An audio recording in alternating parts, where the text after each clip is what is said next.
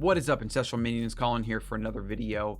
Not sure what to call this video, but I'm going to go into one of my favorite Instagrammers, Instagram, because he just gets so many Karens and so many bad ideas responding. He has, it seems like, a little bit more of a broad audience, so when he posts something controversial, he gets a lot of those Karen comments, and it can be educational. You know, it's fun to poke fun at people that maybe they're not as aware or whatever from time to time. That can get old and it's not very productive, but there is actually teachable moments to be found, and a lot of the bad ideas or misconceptions that people have to explain why that's maybe not the case or to comment on it.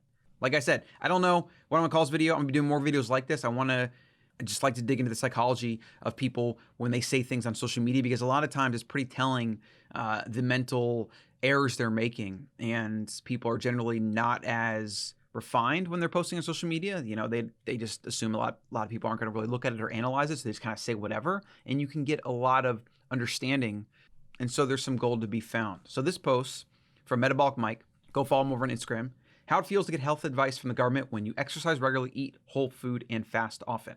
And then we show this scene from SNL, probably one of the greatest SNL skits of all time, the van down by the river with Chris Farley and David Spade, that's who it is. Do you find it hard to receive health advice from experts who seemingly don't take their own health seriously? Many of the people creating rules about reopening parks and gyms and deciding what's essential versus non-essential businesses look like they haven't performed a sit-up since Jimmy Carter was president. Not suggesting everyone needs to be a fitness model, but when the powers that be want us to take their advice seriously, at least like you try. At least like you try. So, I mean, you can see this if you go on TV and you look at some of these, you know, governors and minister of health and head of public safety, and there's other health departments. They're almost all overweight. They're middle-aged, overweight. Like you said, probably don't exercise, don't eat right, and they're out there telling millions and millions of people how to live and what is essential, not essential, good, not good, and making all these value judgments about things that they don't even understand because they don't utilize it in their own life at all. Right? This is pure hypocrisy. Because someone that's overweight can't possibly be capable of comprehending the training or research that goes into that field of work, huh? This is the same judgment that keeps many people from going to gyms to even get started. You don't need to understand research because the research is crap, but you should understand some of the basics of what actually makes a human tick, what foods are actually good and not good. And if they are going based on research, they have no clue whatsoever. The food pyramid still came out recently, putting grains and all these other things and trying to limit meat consumption and all this. And now even Kamala Harris, or whatever her name is, Joe Biden's running mate, is talking about how she wants to reduce red meat consumption or maybe even mandate that. I don't know what the hell that means. But the left, they love their socialist ideas. So who knows if they're trying to restrict meat consumption or have bans on it and crap like that. Being aware of these things, you know, it does matter, right? Because this is going to affect all Americans eventually. So let's not get into that right now. But it's just like a comment where it's like they just want to nitpick something. I don't really know what the point of it is, to be honest. I don't know. And so he says someone who doesn't work out might not see the value in keeping gyms open. Yep. Fast. So Wolf Nutrition fasts and does things. And then he calls them lane, like bio lane, which is, he's a complete joke. So I get that. Right. It's like there is a consensus or something. Follow government guidelines and become the unhealthiest version of yourself. Yes, I agree with that. In fact, I've been talking about this a lot more. If you rely on the government for anything, to take care of you, to manage your money, to send you a check when you retire for Social Security, to follow their health guidelines, to eat a certain way. If you rely on the government to do anything, you're taking a major gamble with your health and your future. And in most cases, especially the way things are going, you're going to pay a very hefty price. Extreme ownership, personal responsibility, study the Stoics.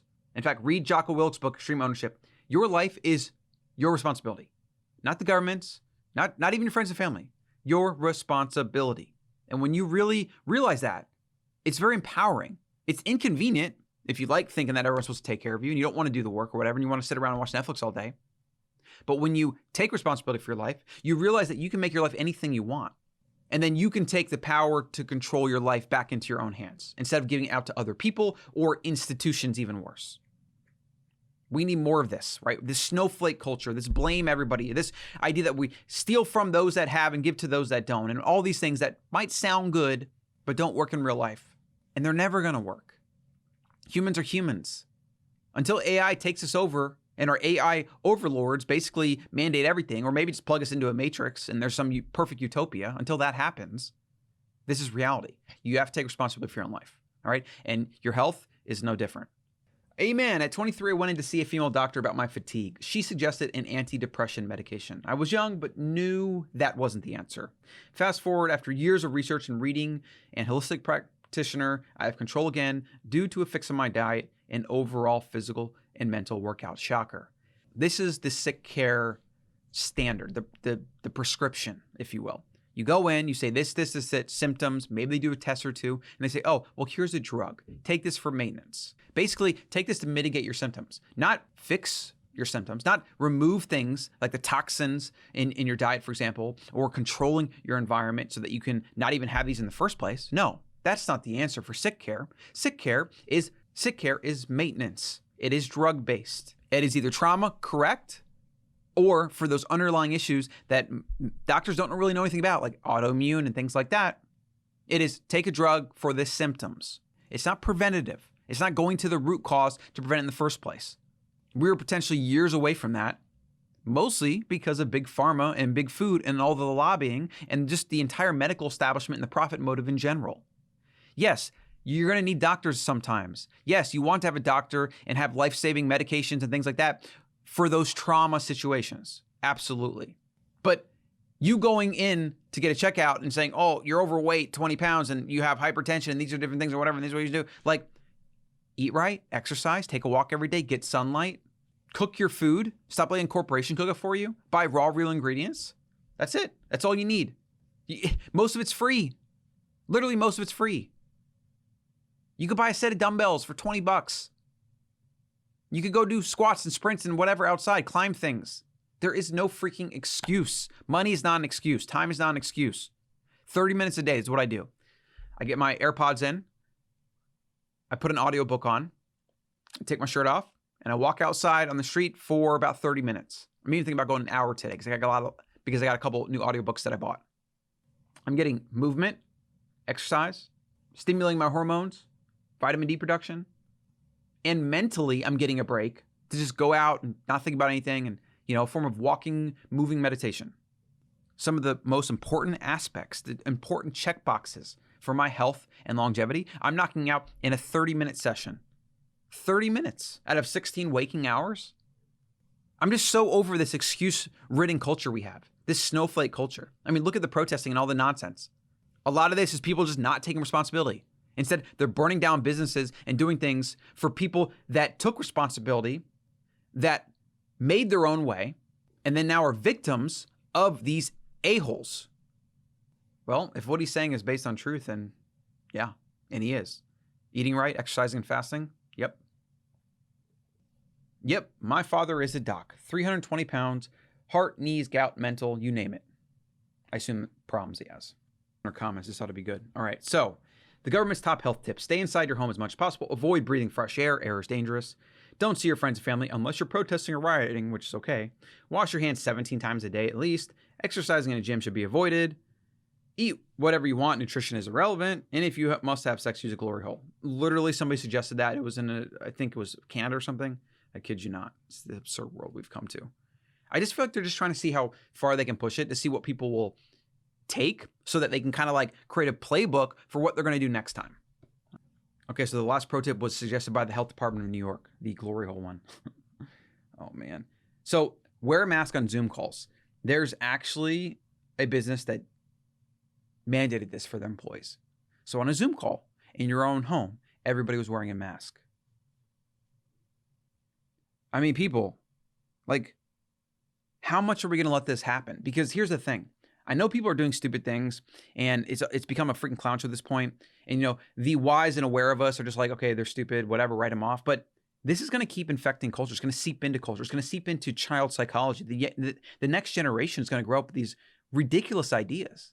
The longer this goes on, the more damage we're doing. And it's up to people like you and me that will call BS on BS, okay? Make fun of people. If people are trying to shame you for mask wearing, make fun of them for being so afraid or whatever. Like I don't know, figure it out. We need to stand up for this. It's just so ridiculous.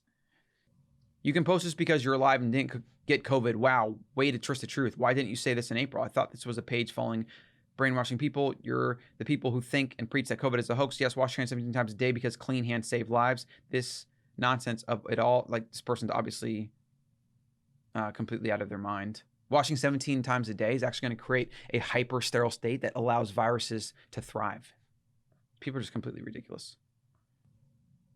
All this is done to reduce the spread of a daily virus that we're still learning about. I don't understand what's so hilarious about all this, because this stuff doesn't work. It's a false sense of security.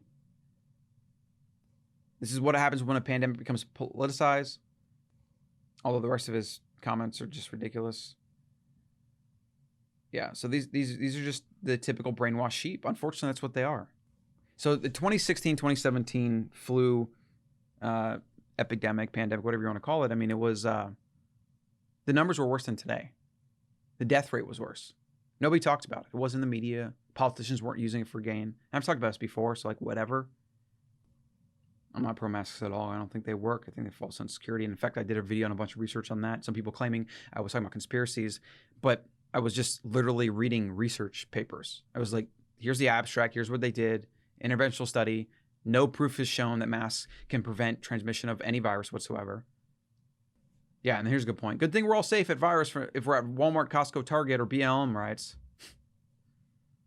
It's unbelievable, man. It's what's so unbelievable about this to me is that the elite, the politicians, the media, they've figured out how to monetize fear, and they figured out how to make people afraid like instantly. Like one research paper that identified this thing that they thought based on certain symptoms, whatever, they haven't even isolated at this point, has shut the entire world down. And it has a higher survival rate than a whole host of other viruses that kill people every single day. And then now the entire narrative is all of these people are dying from this thing, even though they're counting everything as a death, right? A blank death. One guy was in a motorcycle accident, died on the road, and got sent to a hospital or morgue or wherever, and was counted as a death. 7,500 Americans a day die on average. In 2017, it was like 7,600. In 2020, it's under that. Where's all those extra deaths they're talking about?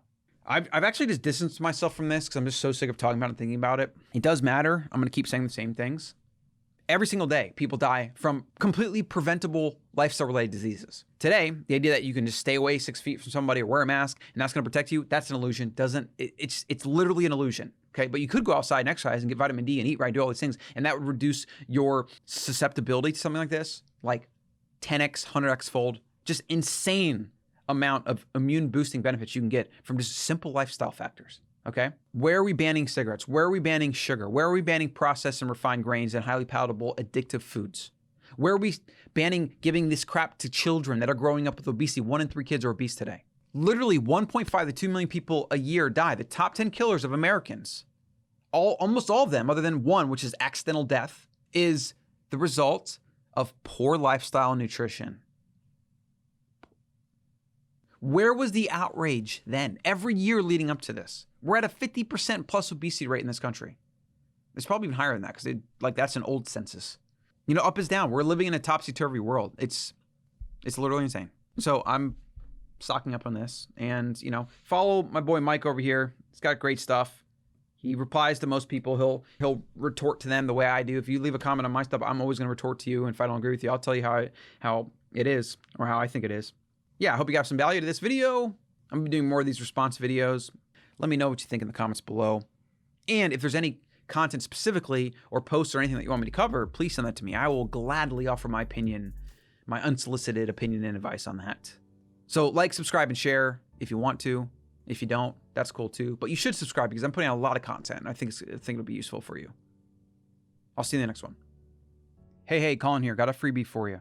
Click on the button below to go to the ancestralmind.com and download the 7 Principles of Living Wild. This is a short PDF that's got some of the main principles, such as real food, sleep, movement, and a couple more that are going to help you live more ancestrally in accordance with your genes.